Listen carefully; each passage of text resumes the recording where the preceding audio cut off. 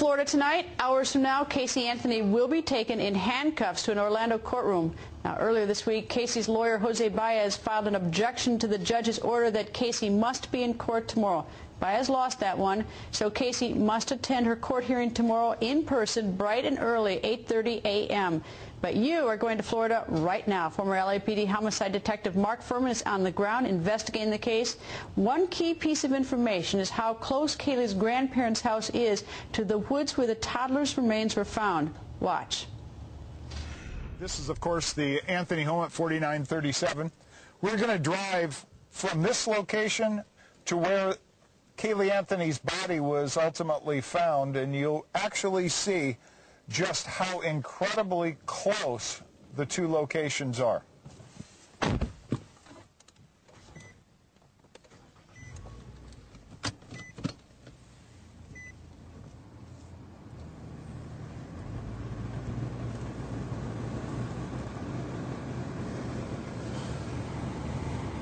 We just left the Casey Anthony, well, the Anthony home.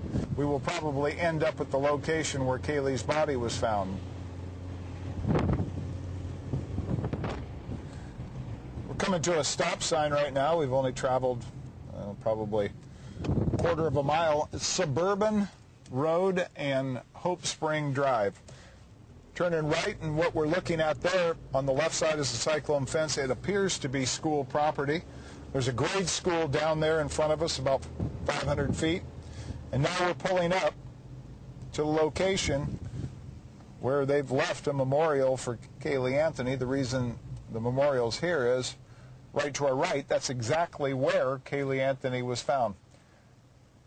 So this is the area that Roy Kronk came to. Now, there's been a dispute. Roy Kronk comes here.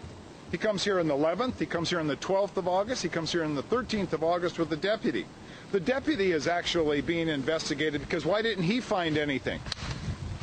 The PI for the Anthony family, Dominic Casey, came over here. He didn't find anything. He was within 20 feet of the body by his own admission. So exactly what happened?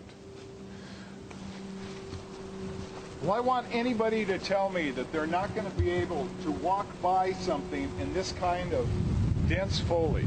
It happens all the time. It doesn't make any difference how many people came here. It doesn't make any difference the absolutely coincidental call-in by Roy Kronk. These kind of cases generate that. Sometimes people are lucky. Sometimes people guess. They're not psychics. It's just lucky. It's coincidence. They were all lucky. They were in the right area. Is it not pretty obvious? This is the most undeveloped piece of property closest to the Anthony home. Here we are at the Amscott check cashing facility. This is the facility that on June 27th, Casey Anthony supposedly ran out of gas, either going this direction down Goldenrod or the other driveway on Colonial. This is the intersection of Colonial and Goldenrod. Now, Casey Anthony claims that she ran out of gas and two people assisted her and pushed the vehicle in here. You look at this building, Amscott check cashing. You look at the building. If we get over here a little closer, you see you've got one surveillance camera in the corner. You have another one by the door. You have another one at the corner, another one on the other corner, and two on the other perimeter of the building. There's 6 cameras on the parking lot, but they didn't record Casey Anthony dropping her car off, verifying anybody pushed her into the parking lot, verifying who picked her up, verifying who was in the car with her, what she did. Did she go into the trunk? Didn't she go into the trunk? Anyway, we do know through 2 sources that Anthony Lazaro, her boyfriend, picked her up here. Now, Anthony Lazaro picks her up. The car's ran out of gas. I want you to pan down there. Right there. That's a Chevron gas station. Chevron gas station. Next to that, close to us, is a Sam's Club with several pumps right there. We are surrounded by businesses. Now, doesn't it seem infinitely easier to have Anthony Lazzaro take Casey Anthony to the Chevron station, get some gas, come back and retrieve her car?